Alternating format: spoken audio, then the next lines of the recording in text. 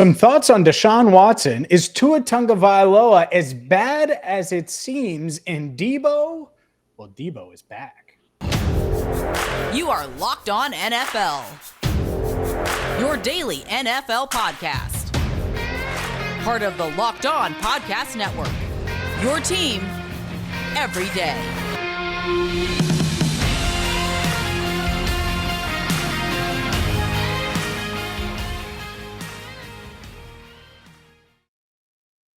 What up, NFL fans, and welcome in to another edition of Locked On NFL. He's Tony Wiggins. I'm James Rapien. Happy Wednesday edition of Locked On NFL. Make sure you hit that subscribe button on YouTube or follow wherever you get your podcasts, including iTunes, Google Podcasts, Spotify, and more. Today's show brought to you by Blue Nile. Make your moment sparkle with jewelry from BlueNile.com, and Locked On NFL listeners get $50 off purchases of $500 or more. This podcast exclusive includes engagement. Again, use code Locked On at checkout. And Tony, we have a lot to get to, from Deebo Samuel to Tua Tagovailoa. But first, we go to Cleveland in Northeast Ohio as Deshaun Watson continues to face a lot of uncertainty. How long will he be suspended for 2022? Will he be suspended for 2022? The NFL wrestling with that. Meanwhile, there's 24 different civil lawsuits that he is facing right now. And you have some thoughts on the Browns' number one quarterback. Yeah, everybody keeps, saying that it gets worse and worse as they hear more and more details. I didn't need to hear the details for it to get worse. It is what it is, right? I assume that when someone says that someone is accused of sexual assault, that the details are pretty gory. I don't have to read them and hear them, okay? Yeah. I'm not saying I know what's true and what's not. That's not what I'm saying. My point is about the commissioner. I heard something on a national TV show by a very famous host of that show, where he says the league has to suspend Deshaun Watson regardless of his findings because he got himself into this situation. And I took issue with that. And I'm not taking issue with, and it was Stephen A. Smith. It was last week. I took issue with it not because I'm ready to defend Deshaun Watson. I took issue with it because he's doing what the league is going to do. Sometimes we can explain the game, and I don't mean football. I mean the game of the game. We can explain, whether it be politically, whether it be through judicial stuff. We can explain the players and how they operate and why they do what they do, right? But with something this serious, I don't think you do it. First of all, the reason why I say this, and bear with me, James, here, I'm going to be a little long-winded. You're fine. You're good. If he got himself into this situation, he says that they're lying on him, right? Mm-hmm. They say that they're not. If they're lying on him, he didn't get himself into the situation. He just got lied on. If he's not telling the truth, he didn't just get him. You don't get yourself into a sexual assault. You do it. That's a bad thing. It's not like he walked out of the door blindfolded and did I fall or did I get pushed? No. If it's sexual assault, you did it. If you did it. If you didn't do it, then it's a real bad thing to be accused of. So what Stephen A. did was, in my opinion, was sit there and go, if they suspend him for, okay, so look, if he did it, he doesn't need to play anymore. Period. Just admit that nobody will ever find out the actual truth. And if no one finds out the actual truth, this is what it comes down to for me with Roger Goodell. If someone presses a charge against me and I'm acquitted, I don't lose my job. No one does. No one in society loses their job if a grand jury fails to prosecute him, right? The problem with Roger Goodell is he wanted to play God when he made himself a one single man decision maker about conduct policy issues, as if everything was going to be assisted by a videotape or text messages or a cut and dry truth. The thing with playing God is this. It's easy to play one until you have to be him, right? And when you have to be him, you have to make a decision. You have to determine in your mind whether you're going to take the heat for not letting him play anymore or letting him play and not punishing him any further. Because if he didn't do what they accuse him of doing, he shouldn't be punished. If he did do it, and you probably won't know, he should never play again, ever. The problem is he should have had something in that. Well, if there's not physical or visual evidence, even if someone drops the charges, I can still say I saw you on the elevator punch your wife in the face, right? So Ray Rice didn't have to go to jail for Goodell to do something. But in a case like this is the thing that people warn folks about. Now you're damned if you do, damned if you don't, because now you're going to be setting a dangerous precedent if over allegations that have been unproven, if you ban a guy from playing in the league. And if you suspend him anything short of his whole career, you're now selling people short on the other side if something did happen. This is why there should have been something in there that determines if you don't have video evidence, if you don't have evidence, and if there are no criminal charges, then your hands are tied and there's nothing you can do because it's his rights as a citizen. But no, that's not what he did. You remember? He became judge, jury, executioner, and a one-man band. And when you do that, you back yourself into a situation where now everybody's crossing their arms and go, okay, you're a one-man band. Well, go out and play your instruments, be a one-man band. And that's the problem with this whole thing. And there's nothing anybody that's going to say or do at this point that's going to satisfy anyone. I get, I understand where you're coming from, and I understand the point. My thought, and let's just use us for example, and let's use it less severe, right? Less severe of a crime. Right. If I get accused of assault, right? Let's say I get into a fight in a public place or something. Right. Accused of assault. Locked On could drop me. I mean, you might have someone else here on Wednesdays with another name, and that no and doubt. It's just accused. They could do that. Same thing with my stuff at SI and all those things. Like it could happen quick. And I've seen it in the media industry where it does it's accusations, and you may never be proven guilty, and you still lose and you still don't get your position back. Sometimes you do, right? If you're backed by a union and, you have that, but a lot of times you don't. And so that's the part of it here where, look, regardless of how you feel about the Deshaun Watson, the amount, the numbers, it's a high number. And so I think what the NFL would say, even if there isn't any proof of guilt, is, well, we have to suspend him some because look at the perception, and perception does matter. That's why using me as, if I get into a fight somewhere, odds are they're going to be like, perception, we can find someone else to cover the Bengals. We can find someone to do Locked On NFL with Tony Wiggins every Wednesday. And so that's the part of it where, there aren't many Deshaun Watsons floating around. So the NFL teams want him. And at the same time, the NFL is protecting its bottom line. And we know that. And so that's why it's going to be in the middle. Nothing that be forever. Nothing that they do. Nothing that they do. Nothing that they do will satisfy any one of those ladies if what they said happened is true. Sure. Nothing. I agree. Now, here's the other point that I want to make on this, and this goes to Goodell and the rest of the league. All of this is going to be put on Cleveland just because they won the bid. It ain't just on them, because if Deshaun Watson would have said he wanted to stay in Houston, he'd be a Texan with a contract extension. And there was a whole bunch of other teams in line that wanted him on their team. Carolina, Atlanta, the Colts were sneaky, and Houston said no to them. The last summer before the draft, the 49ers. The 49ers before last summer, the Dolphins, everybody. There was so what it is this. Cleveland's going to take the hit, and they're going to be the people that have to talk about it. But this is a league issue. This is all of them. This is everyone. And I'm not saying that every team would have taken him, because we don't know, because some teams that have Kansas City probably didn't even think about it, and I know they didn't. They shouldn't. Neither should Buffalo or Jacksonville or anybody like that has made this long-term commitment to their own guy. But my point still stands. While we'll allow certain people, because we understand the game that's within the game, we'll allow certain people that ultimately ended up making certain decisions to be the ones that have to stand there without thinking and understanding that, oh, no, they ain't by themselves. There were 20 teams ready and willing to do the same thing, and the commissioner who works for those teams, and that's what we sometimes forget.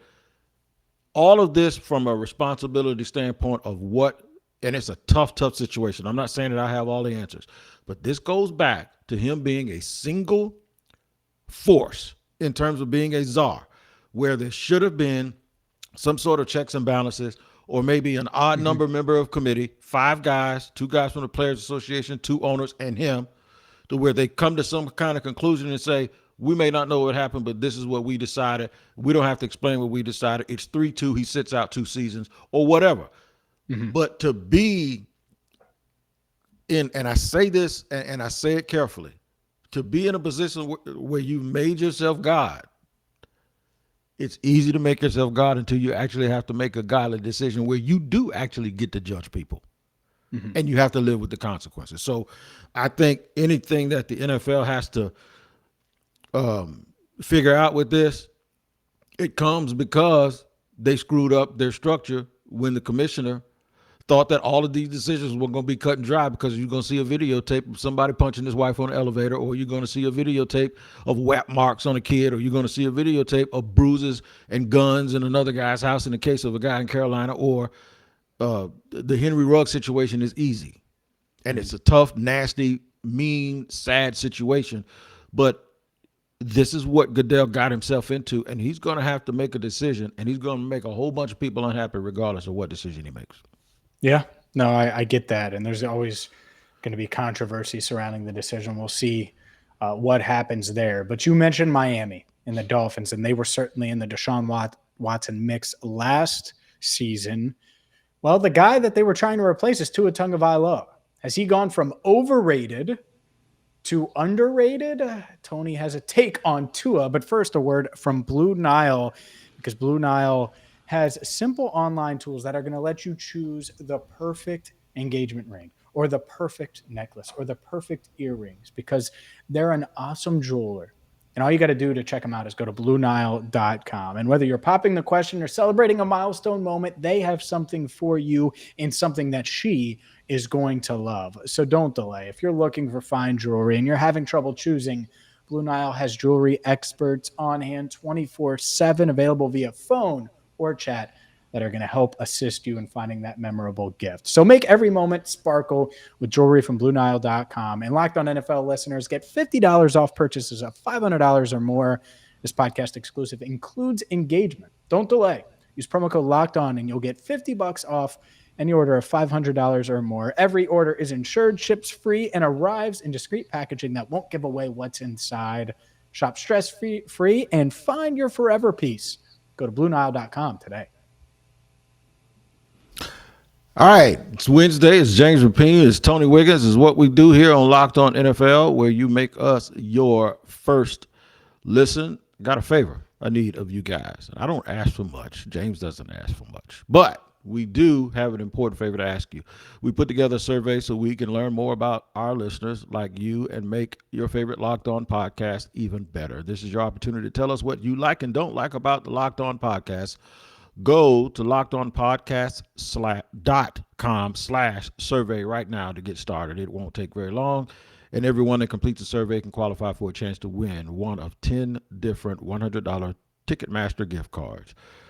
Just to go take our survey for us, man. Do us a favor. It'll help us improve our network for you guys. So go to lockedonpodcast.com/survey, and I thank you in advance for your help. We're going to talk a little Tua, James. Yeah. And I think if you took a survey of the most of our listeners, they'd be out on Tua. And quite frankly, I do not believe in Tua.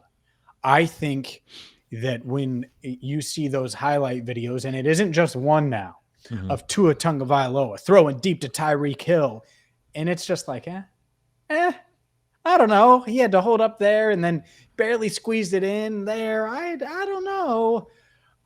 That's concerning to me, but you were a little higher on Tua, I think, than me, or at least higher than the consensus. You think Tagovailoa is the answer in Miami? I may not be. I don't know, but I'm not sold that he isn't. And what people talk about most is his arm strength. I saw him at Alabama, and I saw Mac Jones at Alabama. No one's saying that about Mac Jones to this degree. They're saying, okay, he'll never have the arm strength, but maybe if you get better players around him, and he won't need the arm strength. And, they played a game last year. I think he threw the ball 3 times in one game because they didn't want to throw it. So I just wonder why the arm strength issue never comes up with a guy who clearly has a weaker arm than Tua, who we saw side by side in college. And Tua's just getting beat up for just that. when you change his teammates and when you change and you get better, and they did go on a bit of a winning streak last year, that if they had played better, and then you hear about the turmoil between Brian Flores and the front office and Chris Greer, and you see a lot of the turnover that they had offensively. I'm just wondering why people aren't giving him the benefit of the doubt. And I'm wondering if all the people that criticize him aren't just jumping on the bandwagon, and if they really, really watch him. Now, when I watched him, I didn't think he was the answer. I didn't think he was the answer coming out of college, to be honest with you. But I'm also not watching him thinking he's Blake Bortles, where it's pretty clear to me that he can't be good regardless of what you put around him. So I'm just a little bit perplexed and confused as to why the anti-Tua people are so loud, considering that kid went on a winning streak and won a bunch of games at the end of the year. Because how you carry yourself matters. That's the difference. That's the difference with Mac Jones and Tua. That's the difference with, because you're right. I mean, Tua, does he have enough physical skills to be good in the NFL? I think so. But he's small. You saw that story about him essentially saying that he didn't deserve to be a captain as a rookie. That is wild to me. Even if it isn't all the way true, it's just wild to me. And I think that that's the part of it, is outsiders see the way he carries himself versus the way Russell Wilson carries himself, another short quarterback in the NFL, right? And it just, that part of it mattered. And I'm not saying that he's like a bad guy or bad off the field. That's not what I mean. I mean, like, do you look at him and you say, that's the dude, and everything can revolve around him? Because if not, then there's a ceiling to what he can do, and there's a ceiling. And so that's it. Now, I agree with you. Is his ceiling around what Mac Jones is? Probably. Because you're right. I watched them both at Alabama, and I thought that Tua was damn good at Alabama. But do I think that he's going to be a star? No. Could he end up being okay? Sure. He could end up starting for 10 years. It's really hard to do that in the NFL, right? Kirk Cousins made a lot of money, and I think that's probably the high end for Tua. But could he get there? Could he be Andy Dalton, where he leads the Dolphins to the playoffs? You might be able to do that. Yeah, and it's amazing to me that when you look at Tua and you look at Jalen Hurts and you look at Mac Jones, of those three guys, if I'd have told you 3 years ago that the one guy that everybody was ready to write off in the NFL would be Tua, you would laugh so hard that your stomach would start hurting. Of those three guys, they had a bad offensive line in Miami. Name their running back. And outside of the rookie that they had last year, name a healthy wide receiver. And who was calling the plays? All of these things are things that were replaceable. They've had to go fix all of this stuff. They traded everything in the moon for a top flight wide receiver to go along with. It's almost like you duplicated With the one Waddle. the one you drafted. Right. So I got a little issue with that. How many 5'10" guys are you gonna get playing wide out? You know what I'm saying? When your quarterbacks are They're all 5'10". Your quarterback's 5'10". So that makes you wonder. But then you get Teron Armstead after you draft Eichenberg with the second, and then you use the first round pick on another kid. In between that shows you how bad your offensive line was. And then you didn't really have a running back that nobody knew who Myles Gaskin was unless you're playing fantasy football. So my thing is everything around him, including the people calling the plays offensively, all of it was questionable enough that every one of them had to get replaced or fixed up some sort of way. And Jalen Hurts just gets another Pro Bowl receiver, you know. Mm-hmm. And everybody's cool. Everybody's cool with him, and he looked bad in the playoffs. And Mac Brown, like I said, Mac Jones, they had a game where he only threw the ball 3 times, and then when he did throw it in the playoffs, it was all check downs, and it was all five. It was check down stuff. Like you can't throw it down the field in the wind. So it's like of those 3, the one that everyone is certain is the one that needs to be run out of town is Tua, and I'm just sitting there like, are y'all kidding me?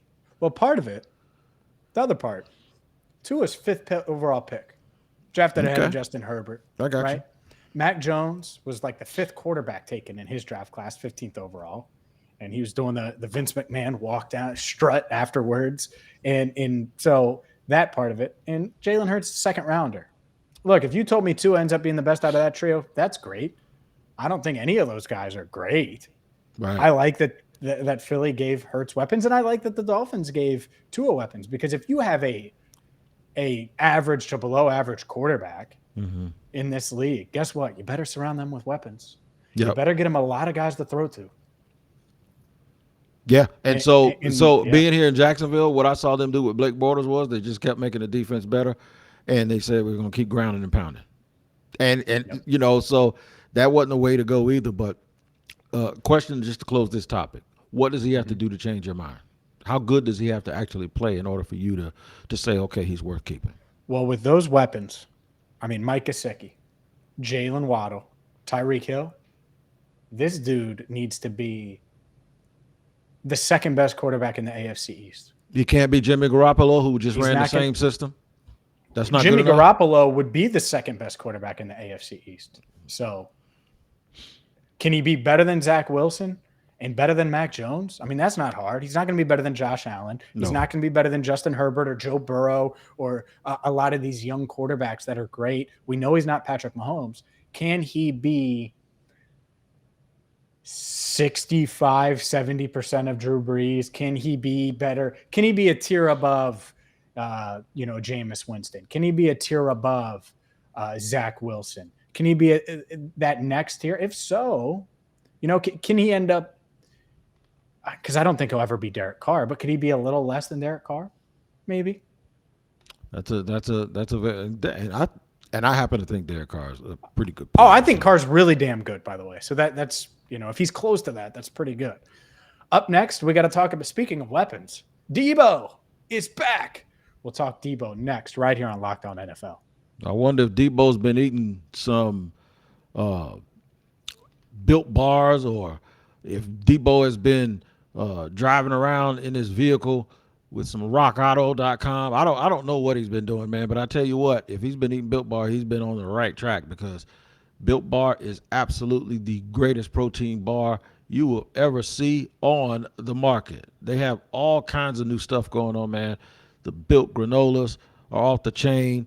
I personally right now have to refrain from eating anything like that, but my wife ate 2 of them, so I know they have to be very, very good. They're covered with 100% chocolate, just like the Puffs, just like the original Built Bars. And I'm telling you, man, it is a big hit, because I know it is, because everything Built Bar has done and Built Bar has touched has been outstanding. And you can find that out by getting an assorted box of Built Bars yourself by going to Built.com. Now, when you go, make sure you use the promo code LOCKED15 to get 15% off your next order of Built Bars. And then I want you to tell us, James Rapien and Tony Wiggins, which ones you like the best, because I am still sold on salted caramel. I have never tasted anything that's been better, but it's a very, very close race, because all the products at Built Bar are very, very good. So it's Built Bar at Built.com. Locked15 is your promo code, and make sure you get them as fast as you can and let us know what you think. Deebo Samuel back with the 49ers, despite not getting an extension, despite not getting traded. Is reporting to mandatory minicamp. I'm a bit surprised, but you know who I'm happy for the most? Because I think Deebo's going to get paid. Well, we just talked about young quarterbacks. Yeah. In tough situations. Trey Lance is in a tough situation, and there's a lot of pressure on him. And so playing without Deebo would be really tough in year one, of him starting.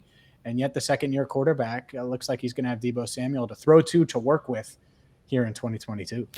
It is going to be fun and interesting, because Deebo wants to do a little bit less of that slash stuff. If you still want to get some production out of guys who aren't lined up at running back, Trey Lance is your guy, because he is a very good runner as well. I think if Trey Lance gets on the same page with Kyle Shanahan, they're going to be a dangerous team for this reason. One, they have a very good defense, okay? And if the defense feels they got to do a little bit more because their young guy needs some help, then that's even worse for the opponents. 2, if Javon Kinlaw is all fired up the way he was all fired up on these podcasts, then he's going to really, really help that defense. But the other part of that is this. Teams won't actually know how to defend Trey Lance early. one good thing about Deebo Samuel being in the backfield was sort of like when Ronnie Brown was running the Wildcat years ago. The first year, it always kind of catches you by surprise because you don't exactly know what you need to do to stop him from getting the ball at those points. And it really, really helped play action.